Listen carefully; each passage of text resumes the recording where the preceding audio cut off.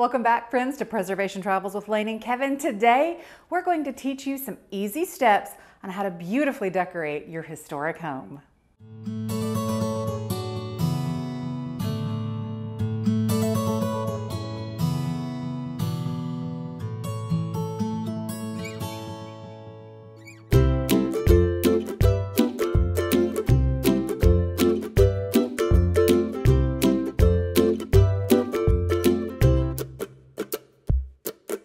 Well, welcome back. So today we're going to do something a little different because first of all, it's high summer here in Natchez, Mississippi. So we have a heat index of about 116 degrees. So today we're going to be focusing on the inside of our house, on the inside of Pearl. You've all seen it before. You've all seen it after, but today we're going to be taking you through the process of how to decorate this beautiful home, give you some tips and tricks that you can apply to your own decorating. Now, we've decorated today for staging, hopefully to sell Pearl, but these are fundamental principles that you should be able to take and apply to your own interior to make your space absolutely fabulous. So let's start here in the front parlor. This is just a spectacular room. We have this beautiful bay window, these gorgeous heart pine floors, and of course, this magnificent mantle with its beautiful tile surround. All of the windows are restored and they've all been painted an incredible sky blue. The wallpaper in this video just insists upon looking gray. We promise it's not. It's actually a gray blue, almost a slate blue. We love this room, but one of the comments we kept getting from prospective buyers is, it's too small to put our stuff in. So we wanted to stage this room to show you just how big it really is. It's not unlike when you go to build a new home, you pour the foundation of your 2,000 square foot house and you look at it and you think, this can't possibly be 2,000 square feet. There's been a terrible mistake, but that's just not the case. So let's get started in this formal parlor. So what we're going to do first is set our foundation pieces. You'll see here that we've brought in just the main furniture pieces to give the room a grounding. Now, we're working with the artistic design principle of depth of field. What does that mean? That means in every space, everywhere your eye lands, we want to have a full depth of field, meaning we have items in the foreground, the midground, and the background. And since we're working in a three-dimensional space, we also want to work in 3 levels of height. So we want low, medium, and high. In this photo, you can see where these principles have been put into action. We have a curve in the room, so we've mimicked that curve with our light fixture, our round rug, and our round coffee table. While that coffee table is very large, it sits high off the ground and is made out of rattan, which is a lightweight material, so it still feels light. So in our foreground, we have our rug, our coffee table, and the 2 nearest chairs. Our midground, we have our rocking chair and our sofa, and our background, we have our bird cage and tall panels. You'll also notice that we worked in layers of height. So we have short chairs, medium-sized couch, tall bird cage, taller panels. Let's put it all together. You'll notice what I'm creating in this room are little vignettes. When your eye travels around a room, you want appealing, pleasurable scenes throughout that space, little places for your eye to rest, to land and enjoy. We're using the rule of 3. It's always good in design to use an odd number of items. So as I'm creating these vignettes, I'm using the rule of 3. Not just 3 items, but 3 dimensions. So we, even in these vignettes, have a foreground, a midground, and a background, and we are working at 3 heights: short, medium, and tall. You'll see that throughout the room. You'll notice that none of my table lamps sit flat on a table. We need to get away from the concept of working with our living spaces as though they're a flat plane. You don't need to push your furniture up against the walls. Pull it away to give your room depth and dimension. You don't need to set everything flat on a table. Give things staggered height. These lamps in this room are not at the same vertical height, so they give interest when our eye is panning across the space. They allow our eye to land on different areas as we move through the room. We want to thank Birch Mattress for sponsoring this video. We've only had our Birch mattress for a few days now, but believe me, we love it and are getting some much needed rest. You know we work hard, so when it's time to sleep, the last thing we need is an uncomfortable mattress. Birch makes mattresses and sleep products that are stylish, comfortable, and environmentally conscious. Their non-toxic mattresses are crafted with organic and natural materials that have been sustainably sourced. Their 4th of July sale is running now, and you can get 25% off your purchase for a limited time. Check out the Birch site for more details. In addition to being a better mattress for me, Birch is committed to being better for the planet. I love that I can reduce my environmental impact by having a mattress that is produced with raw materials. I ordered the Birch Luxe mattress, a premium upgrade to their original well-loved Birch natural mattress. Well, what I like most is, first of all, it's a 100% non-toxic mattress that's environmentally friendly. And I'm sleeping great in it. Lane absolutely loves it. It is so much better than our last mattress. But what I really love the most is I can go online, order the mattress, and it delivers to my home. It inflates by itself. It's just so cool to watch, but it's so easy to order and put in your home. With your Birch mattress, you get a 100-night sleep trial, along with a 25-year warranty. And the best part about all of this is that Birch delivers your mattress right to your door for free within the United States. I love my Birch mattress, and I think you would too. If you're looking for a new bed, check out Birch Living. Their 4th of July sale is running now. It's the perfect time to upgrade your sleep with 25% off Birch mattress, plus 2 free pillows. Click the link below or go to birchliving.com/restorationnation to find out more about this limited time offer. You'll notice that while there's a lot of furniture in this room, all of it has space underneath for the eye to travel through. So while there's a lot of furniture, the room doesn't feel heavy or crowded. Once again, in our bird cage in front of the window, we've got our rule of 3 with these 3 natural bird's nests and bird's eggs. It's always good to add natural elements, earth elements to each room. It gives them a feeling of being grounded.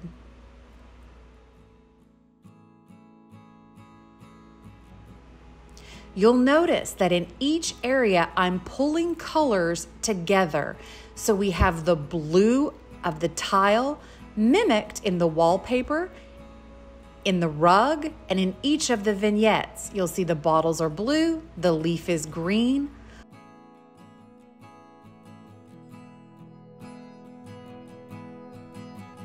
All of the colors in this portrait are the same colors that are in our rug. Her eye color here is really about the true color of the wallpaper. And we see that mimicked in the dress and in her jewelry. Black box in the foreground, blue bottles in the midground, and painting in the background. Now let's go to this desk. We start with interest in verticality. The tall lamp, the shorter bottle, and the much shorter heart, giving us 3 planes of height. You'll see I've used things on this desk that actually relate to the piece of furniture. We have an inkwell, a quill pen, a set of 18th century letters, things of interest, a place for your eye to land. Now, I'm not personally a fan of covering your windows. I think the windows are the eyes of the home. So if you can get away with it, leave them uncovered. If not, use something airy and light.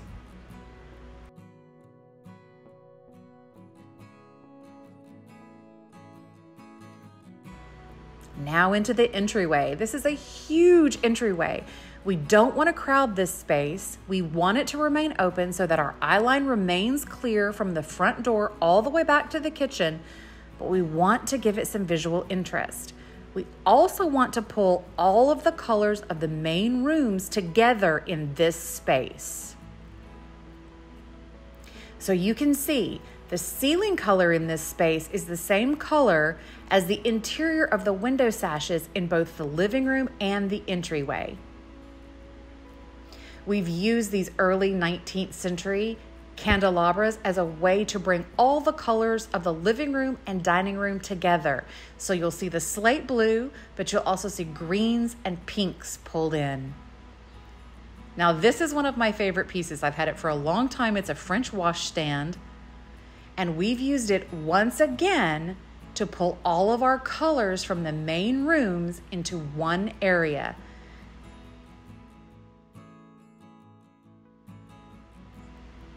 So inside the washstand, we see, again, our principles of dimension and perspective carrying over: foreground, midground, background, and then varying heights, high to low.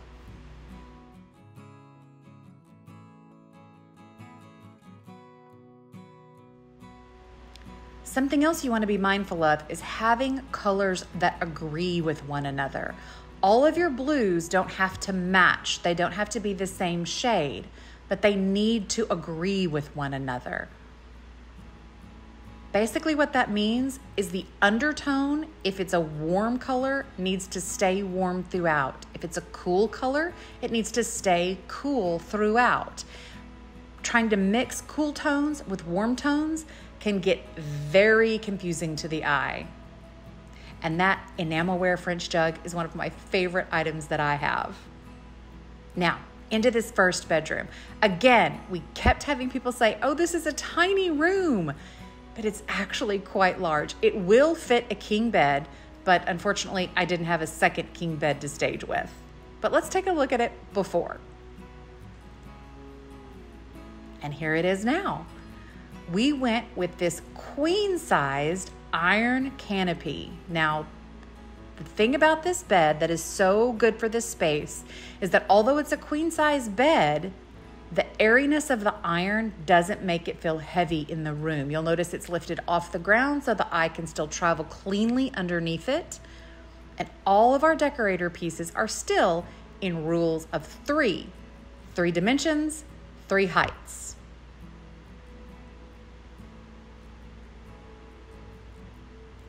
I'm a bargain shopper. That painting on the wall cost me $59 on Facebook Marketplace. Most of these items were found at estate sales. I go the last day, 75% off. I collect things constantly. When it's 75% off day, you can pick up a bargain. Have things ready to go, so when you're ready to stage your space, you can do so with all the items that you need at very, very little cost. This entire room was probably done for, I don't know, $700.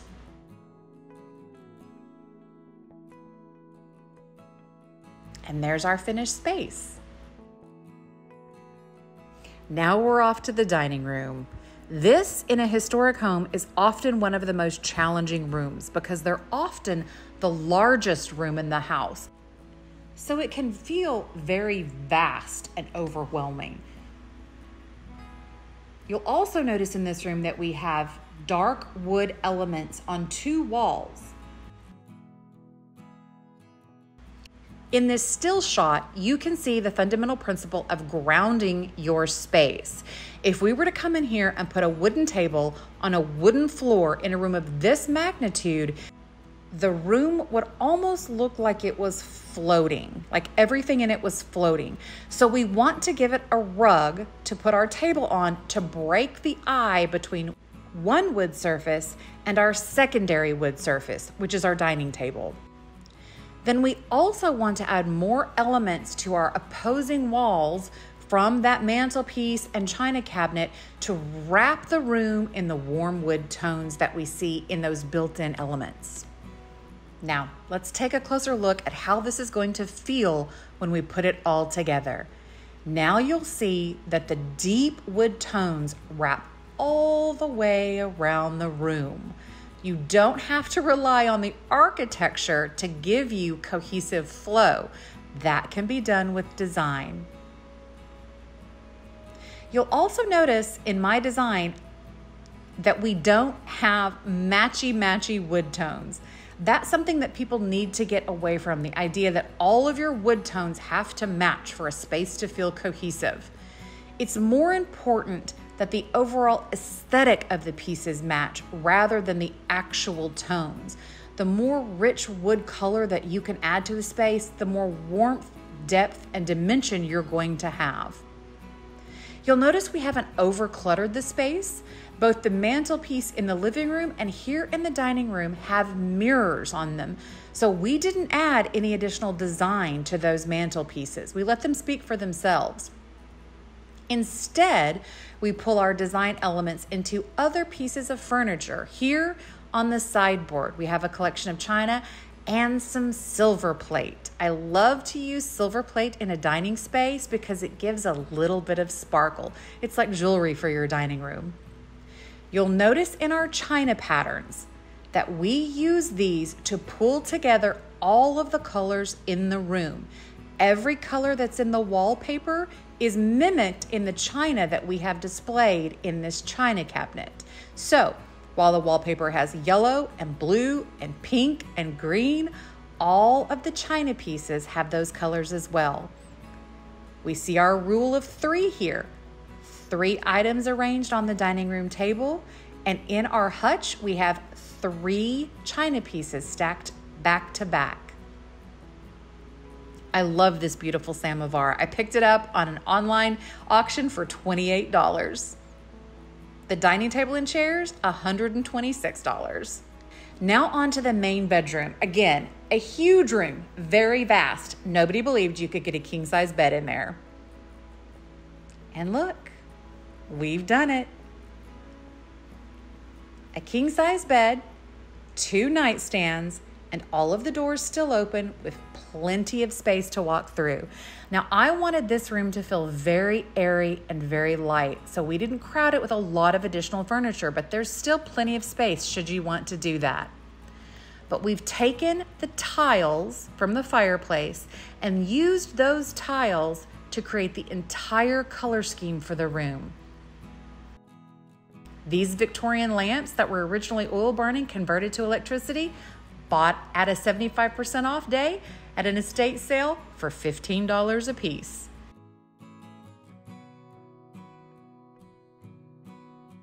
I love this gesso framed mirror. It's going to reflect light back into a room.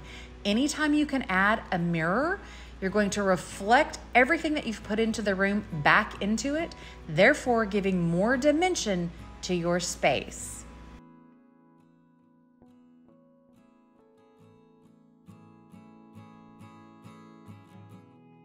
I love this Victorian tea dress. I bought it from my friend online for $15 2 years ago when we bought Pearl, knowing these were the colors that I was going to use in her main bedroom.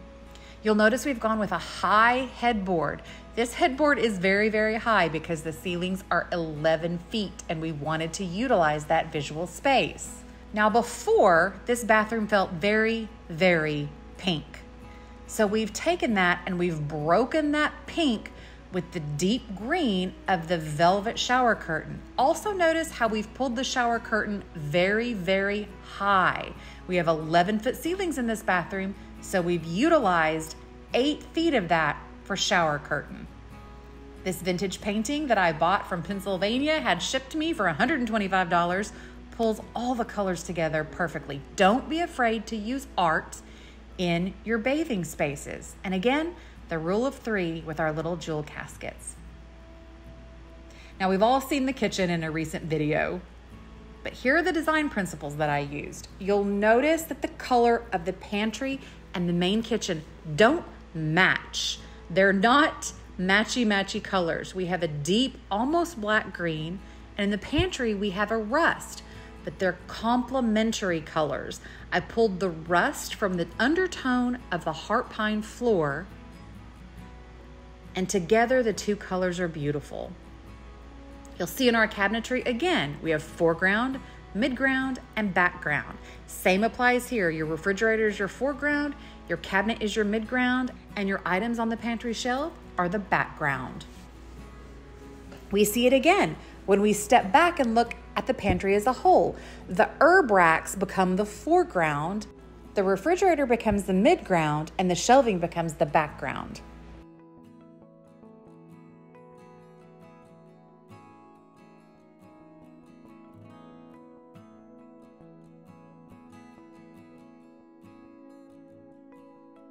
Now, a laundry space.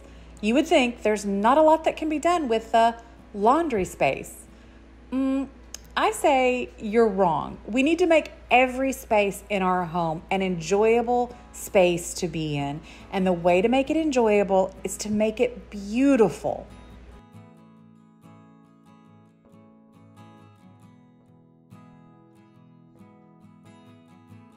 Now, I think this laundry space is already really, really cute, but there were a few things we could do to add just a little bit of extra punch to make it that much better. In this instance, we have my collection of apothecary bottles that have gone on the top shelf above the washer and dryer. You'll notice with this collection of bottles that I've worked again in two planes. I've worked height, so we have tall, medium, short, and we've worked with foreground, midground, background to display this gorgeous collection of 19th century apothecary bottles. Into the third bath. In truth, it doesn't need much. It's a small space, but the addition of a long, beautiful, early 20th century mirror adds the perfect something special. Well, here we are in the most controversial room in this entire house, the third bedroom that we've styled as a gentleman's office space or a reading room. Now, some of the comments we got when we first showed this room here on YouTube was, it doesn't go with the vibe of the house, or one woman even said, you can't even get your legs under the desk. This room takes vision, but the same rules apply here. The rules we've been talking about in the other spaces in the house apply here, and once you apply those rules, you get this room styled. In my opinion, this is the most magnificent room in this entire house.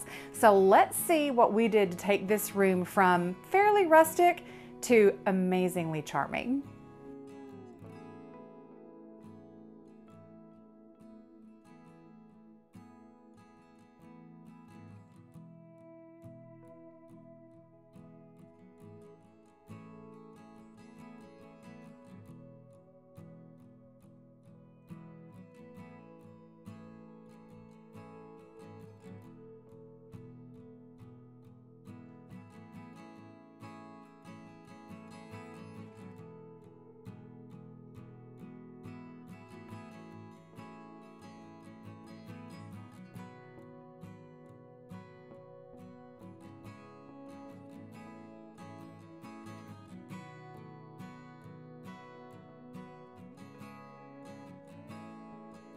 And this is what the space looks like now.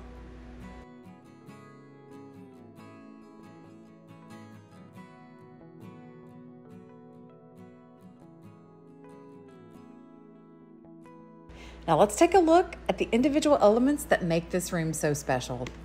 Each of the bookcases is styled with personal items of beauty. We have a collection of books, seashells that we found on our travels, knickknacks. Again, each shelf is a delight to the eye. More of those apothecary bottles that I love in 3 heights on 3 planes. I used that 19th century hat box to hide the ugly router and modem. Nobody wants to look at those in an office, so they've disappeared. Once again, you can clearly see our design principles. We've pulled the art down low so it's at eye level. You can look at it closely when you come into the room. We have light in this room now, the rule of 3, and our vignettes. Something I want to mention about light. Anytime you are working in a space, the more light you can add, the more lamps, the more areas of light you can add, the eye will travel from light to light. So always use as many lamps as you can get in a space. Who needs curtains when you can use a 19th century French commemorative Joan of Arc banner?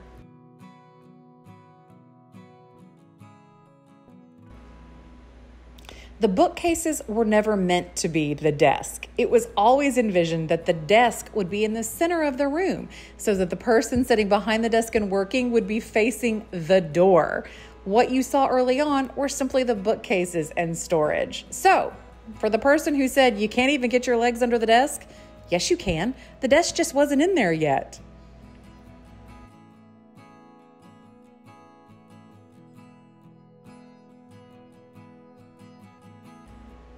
Again, every area that your eye rests is an area of beauty, something for you to examine, something for you to see something new every time you look in the space. And it makes your eye travel around the room to take in all of the sights of the room.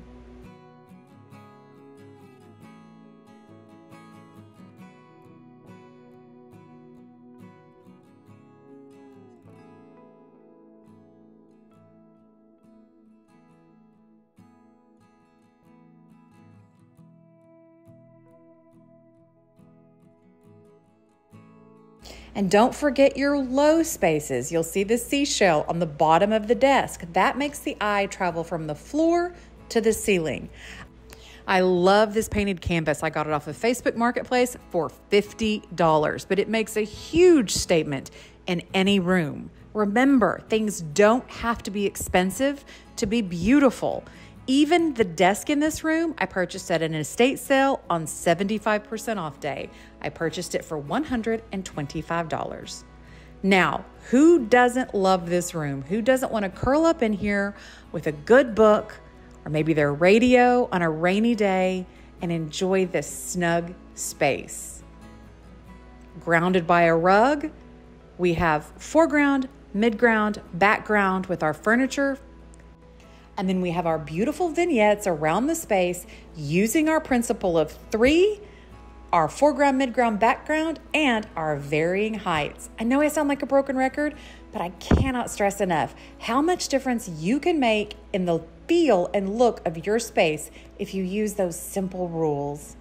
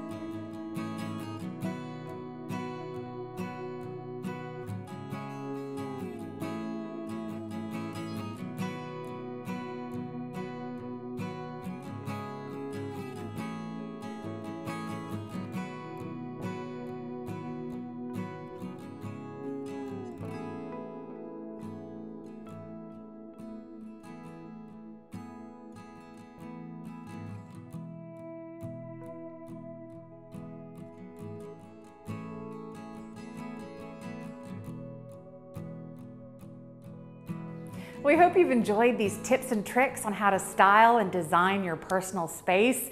Now, obviously, I'm a maximalist. I love a home that looks like I've collected and curated over time. I love to fill my space with antiques that give me a sense of a place in time. But not everybody feels that way, and that is just fine. If these items aren't your particular sense of style, no problem. If you're a minimalist, excellent. But the lessons we've learned today, the rules that we've talked about with depth of field, with planes, with verticality, those are true across the board. So whether you're putting 300 things in your room or 3 things in your room, hopefully all of you can find something to take away today from these lessons that I've shared with you. I've loved giving you an insight into how I make these spaces my own so that you can make your spaces your own. And don't forget the most important principle that we talked about today: always be shopping for a bargain. Thanks for being with us today on Preservation Travels with Lane and Kevin here in our very own Pearl. Don't forget, she is still for sale. She's still searching for her perfect steward, her perfect caretaker. Is that you? Trust me, she's bargain basement priced, and we'd love to see you be our neighbor here in Natchez, Mississippi. Give us a like, a subscribe, a thumbs up, and we hope to see you next time.